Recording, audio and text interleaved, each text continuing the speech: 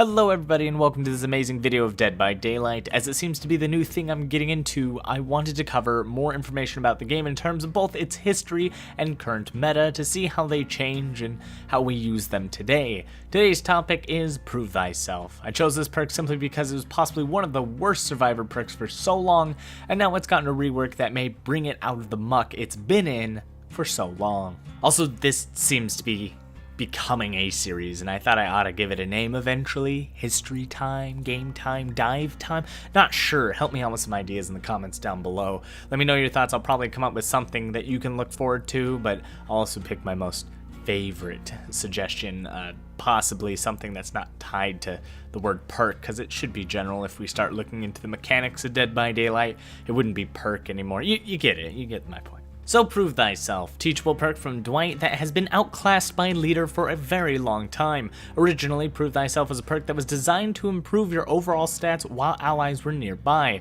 For every other survivor within 8 meter range, you would effectively get 3% bonus speed addition to several actions up to a maximum of 9%.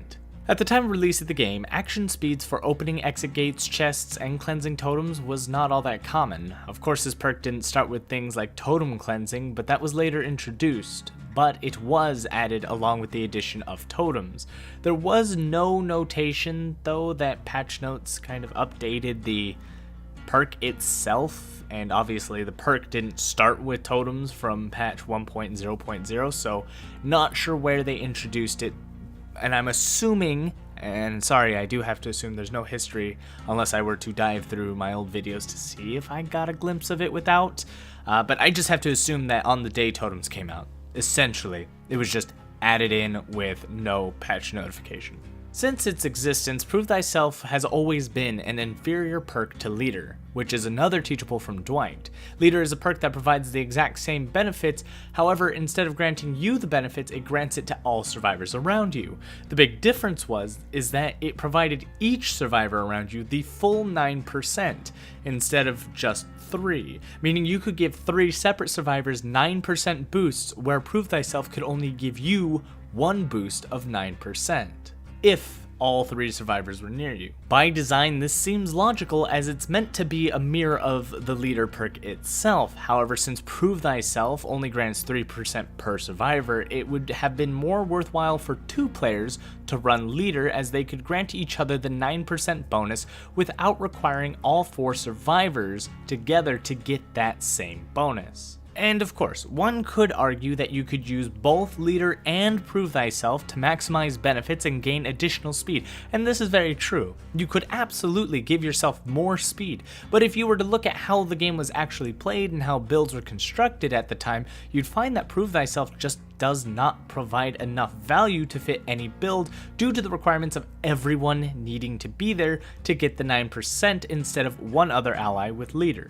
When playing just to maximize action speed without actually having a cohesive build for survival, then Prove Thyself did its job. It was there to be a perk that increased action speed. Outside of these meme fun builds though, we find that it just doesn't fit well with the meta of the time.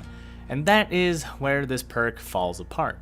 If we were trying to make a build to effectively be a successful gen jockey, one would have to work mostly on generators at a high speed. By doing this, we'd find more success running with the perk Leader and one other ally to work on generators instead of trying to get all 4 survivors together to work on one, especially since not all generators can be worked on together by 4 people, and having anyone standing around is wasteful for the team as a whole. Additionally, it is slower to work on generators together, as you each receive a stacking penalty for each survivor that works together on the same generator. For each additional survivor on a generator, you receive a 10% reduction in your speed. This is applied to each survivor, so with all 4 survivors there, you each are suffering a 30% reduction in speed. Though yes, you could complete this one single generator faster than you would have on your own with others, but you also could have completed 4 generators faster by having everyone work on separate generators by completing them all at once together. This became important as getting generators completed before a killer begins to snowball with kills makes the difference between a successful game for your team. This would mean that you would run leader to counter the negative effects of working together, and if two people ran leader side by side, they could essentially negate majority of the negative effects of working together and slam generators together at high speeds. Oh boy, all this talk about leader in a Prove Thyself discussion is precisely why Prove Thyself was not as good as many would have once thought. On the outside, Prove Thyself seems like a perk that would do some real justice. Players would run it as they saw it as one of the only benefits to increasing speed, but others would see more value into leader and opt in for that better perk. When you dive into the actual numbers to see how much value you're getting from Prove Thyself, you have to ask yourself, how often are allies within an 8-meter radius of you? And how much is that 3% really going to help? For players like myself, the answer was never. For example, if I went to heal an ally, they would provide me with Prove Thyself, and I could potentially heal them 3% faster.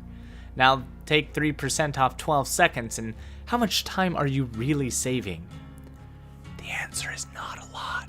So let's flip the scenario around. What if your ally was running leader instead of you running Prove Thyself? Then you get a 9% instead of 3% boost to healing, which is far more effective. And of course, you could be running Prove Thyself for an additional 3, but that 9% is far more worth a perk slot. I guess the point I'm trying to get across here is that the value of leader was just so strong because you don't need so many people for it. I mean, looking at it this way, you could really think that Prove Thyself was a deceitful perk, luring you into wasting your blood points in order to learn it, thinking that it will help you with your niche build.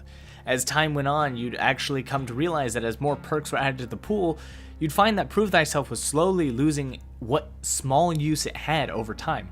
Other action speed perks began to give much greater benefits that would eventually fill the slots of any Prove Thyself build. Just to cover some perk examples of what was superior in terms of increasing your action speed, we've got a few I could list. We have Botany, which was the superior bonus to healing, which gives you 20%. Wake Up, which was for unlocking exit gates and also revealed them for you. And as we said 100 times already, Leader was better for generators and pretty much everything. Pharmacy, that one is fantastic as it gives you an 80% bonus to looting chests, also makes it far more quiet. And it's just looking at these various perks shows that it became more common to pick something specific that you were looking to increase the speeds on and build yourself around it instead of taking a small bonus to everything. So there you have it, the meta of Prove Thyself. It made it onto my top 5 worst survivor perks list. It was innocent by design, as it was meant to be a helping hand towards everything you needed, but it got shunned to the depths of the massive pool of perks we wouldn't want to show on our blood webs. That is until patch 2.5.0, and upon this glorious patch we would see a rework of several perks, especially the Overshadowing Leader, which would see a change that would separate it from Prove Thyself. Leader would no longer affect generator repair speed, but would instead gain an increase to the amount of bonus it gives to every other kind of speed, such as sabotage and repairs. And now, Prove Thyself is changed to only work with generators, but at a much greater rate than 3%. Prove Thyself was changed to provide a 10% repair speed to generators only per additional survivor within a 4-meter radius of you. You also provide this same benefit to those survivors. Only one Prove Thyself can activate at a time. To top it off, you also gain additional blood points for cooperative actions, making it far more worthwhile to work together.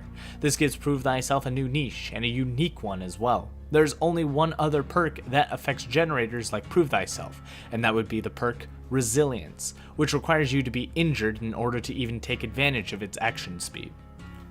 However, since Prove Thyself has no negative benefits, it's now the definitive generator perk. This perk has found its way back into fun builds for gen rushing with teammates, and if you're trying to do it as fast as possible, it combines well with Resilience to keep boosting that repair speed. So where does it stand in the meta now after its change? Well, to be honest, it's not doing too much better.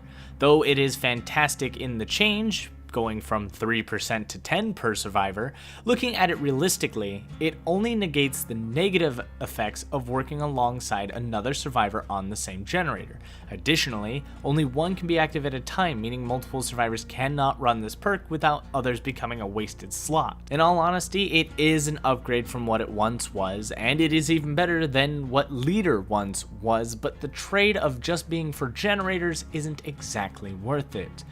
You used these perks back in the day to allow yourself to do many things faster, but now you're just kind of stuck with the niche gimmick that it provides. The perk is great for those who are working together with friends on generators all the time, especially at the end of the game if several survivors are still alive trying to push the final gen. It can come in handy sometimes, but you're honestly better off just assuring you survive by running a toolbox and other perks that will help you, be it exhaustion, self-care, decisive strike, what other top meta perk there is. There's just no room for a specific gimmick that requires you to bring friends together when it is better to do the generators separately. In this meta, we're looking to increase our overall score of emblems in order to win.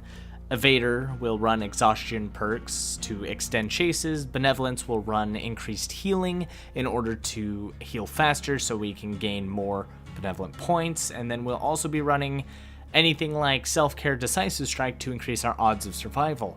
But Lightbringer, the one for objectives, is just kind of overshadowed because just bringing a toolbox is good enough. You don't need to work too much on the objective itself, as long as the other categories are taken care of, and the other categories are far easier to take care of. Especially with Ruin, Surveillance, Discordance, all these things kind of come together to push survivors away from doing generators, but survivors can win by other methods, and that's where the meta comes in.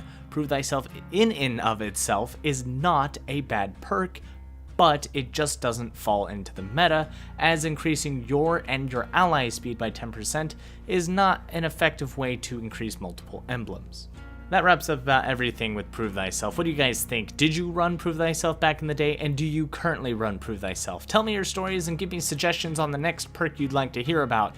I mean, we pretty much already covered half of Leader, and we might as well have slam that into this video, or we could just look at that next time. Thank you all for watching. Don't forget to like, comment, subscribe, and as always, good game.